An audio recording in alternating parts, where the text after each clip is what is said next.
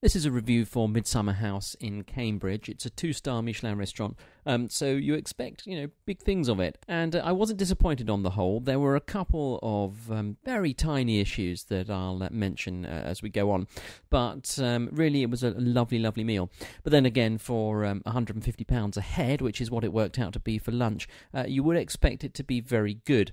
Daniel Clifford is the head chef and the owner of the restaurant.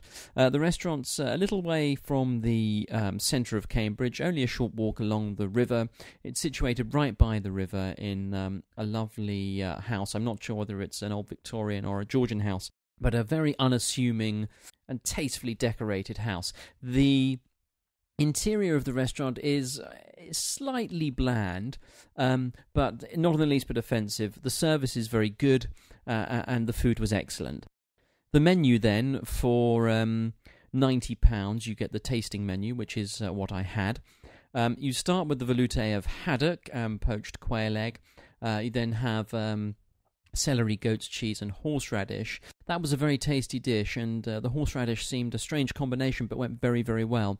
After that, there was sautéed scallop with celeriac and truffle, and you can't really go wrong with the scallop. And the scallops were delicious, beautifully cooked, beautifully tender, very tasty. To follow, we had sweetbreads, pistachio, maple syrup, and mouli. Then we went on to have sea bass and cuttlefish sauce Nero. This was followed by something called a pousse café, which was something I hadn't had before. It was a mixture of whiskey, coffee, and raw egg. It cleansed the palate very well, but was more interesting than, say, a sorbet or something of that kind that you often get at this part of the meal in menus like this. The main course was duck, slow-cooked duck with beetroot puree, lettuce and orange. And for me, this was the most disappointing course. I think duck is delicious. It's one of my favourite meats, and the dish showed a lot of promise. However, the duck was ever so slightly tough, and it was only very slight, and ordinarily I wouldn't have brought it up, but, it's a 2-star Michelin restaurant.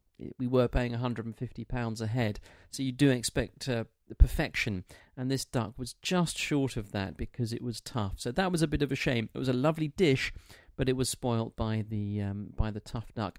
We then had cheese, and there was a lovely selection of French and English soft and hard cheeses. The cheese board was very, very impressive. Then, of course, were the puddings. There were 3: white chocolate with calamansi lime, warm kumquats with lemon thyme ice cream, which was very, very good.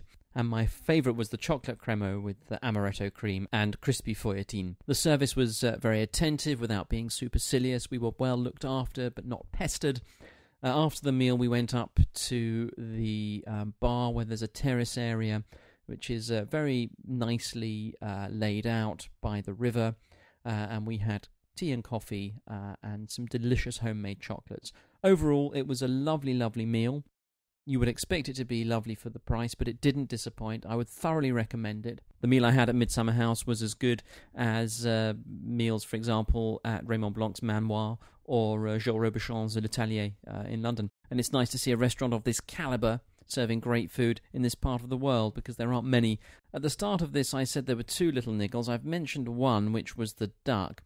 The second one really is nitpicking, but the amuse-bouche we had to begin with was a foam. It was a champagne and raspberry foam drink, and the first course of the tasting menu also had a fair amount of foam in it, so we had 2 foamy dishes next to each other, and so if I was being very nitpicking, I'd say I'd have preferred not to have those 2 dishes together, but that's me being very pedantic. I haven't mentioned anything about the wine. There was a very extensive wine list.